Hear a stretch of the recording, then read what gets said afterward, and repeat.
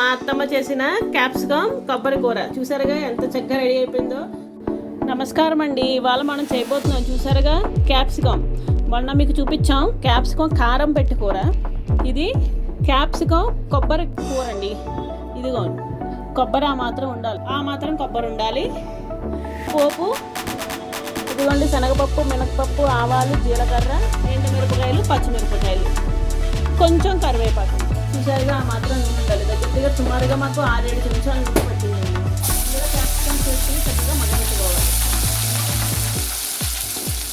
అది ఇలా ముక్కలు వేసుకున్న తర్వాత ఇందులోనే తగినంత ఉప్పు వేసుకోవాలండి. సుమారు ఇదిగోండి మా అత్తం ఇలా టాస్ చేస్తారనమాట. కదండి మన క్యాప్సికమ్ ఎంత చక్కగా మగ్గుతున్నాయో. మన క్యాప్సికమ్ అలా తీస్తే అలా చక్కగా అలా మెత్తబడిపోయి ఇప్పుడు మెత్తబడిన తర్వాత ఒక ముక్కుడు తీసుకోవాలండి. అవన్నీ 1 by 1 వేయించుకోవాలన్నమాట. సరిగా పప్పు అయిన తర్వాత అందులో చక్కగా కొబ్బరి కూడా వేగిపోయింది అనమాట.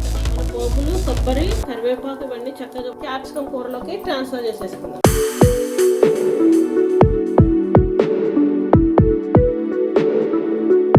నమస్కారం అండి. ఇవాళ మనం చేయబోతున్నాం చూసారుగా క్యాప్సికమ్.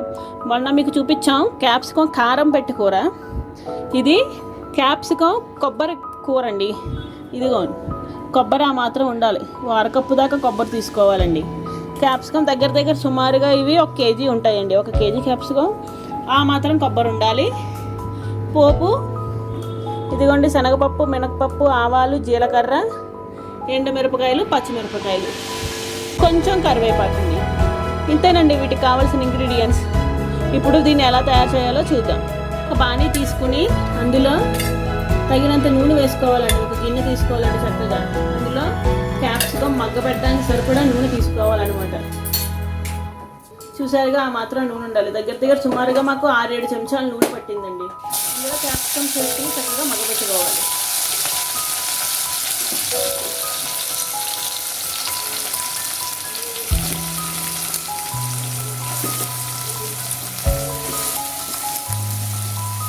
అది ఇలా ముక్కలు వేసుకున్న తర్వాత ఇందులోనే తగినంత ఉప్పు వేసుకోవాలండి. సుమారుగా మాకు చెంచన్నర ఉప్పు పడుతుంది అనమాట. మీరు కూడా మీ రుచికి తగ్గట్టుగా ఉప్పు వేసుకోండి. వేసుకుని చక్కగా వీటిని టాస్ చేసుకుని ఇదిగోండి మొత్తం ఇలా టాస్ చేస్తారనమాట. ఇలా చక్కగా టాస్ చేసుకుని మనం ఇవి చక్కగా మగ్గేంత వరకు మూత పెట్టేసుకోవడమేనండి. కదండి మన క్యాప్సికమ్ ఎంత చక్కగా మగ్గుతున్నాయో. ఇప్పుడు ఇవి ఒక 20% మగ్గినట్టేనండి.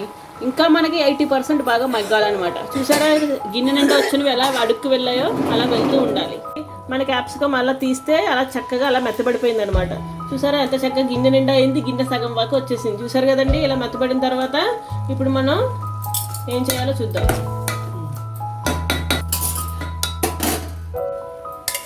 ఇప్పుడు మెత్తబడిన తర్వాత ఒక ముక్కుడు తీసుకోవాలండి. క్యాప్సికమ్ మెత్తబడిపోయింది కాబట్టి ఒక ముక్కుడు తీసుకుని అందులో 3-4 చెంచాలు సరిపడా నూనె వేసుకుని ఇందాక మనం తీసుకున్నాం కదండి పోపులు అవన్నీ 1 by 1 వేయించుకోవాలన్నమాట.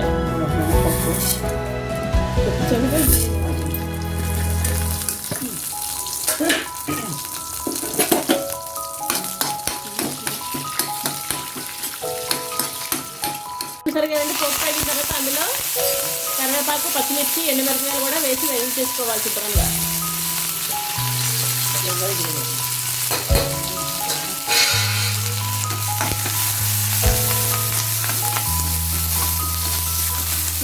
ఇది వేగిన తర్వాత కొబ్బరి కూడా వేసేసుకోవాలండి.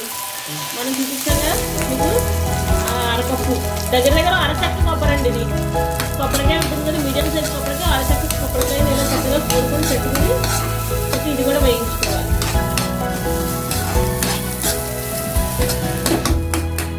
చక్కగా కొబ్బరి కూడా వేగిపోయింది అనమాట. మన పోపులు, కొబ్బరి, కరివేపాకు ఇవన్నీ చక్కగా వేగాయి. ఇప్పుడు దీన్ని మనం క్యాప్సికమ్ కూరలోకి ట్రాన్స్ఫర్ చేసేసుకుందాం.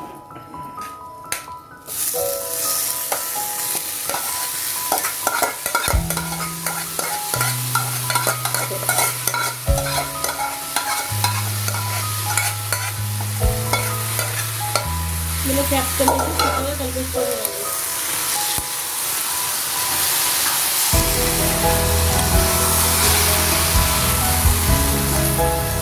మా అత్తమ్మ చేసిన క్యాప్సికమ్ కొబ్బరి కూర చూసారుగా ఎంత చక్కగా రెడీ అయిపోయిందో. చాలా సింపుల్ అండి, చాలా సులభం కూడా, ఈజీగా చేసేసుకోవచ్చు అనమాట. 5 నిమిషాల్లో అయిపోద్ది కూడా, మనం అన్నీ తరిగేసుకుని చక్కగా పెట్టుకుని ఉంటే.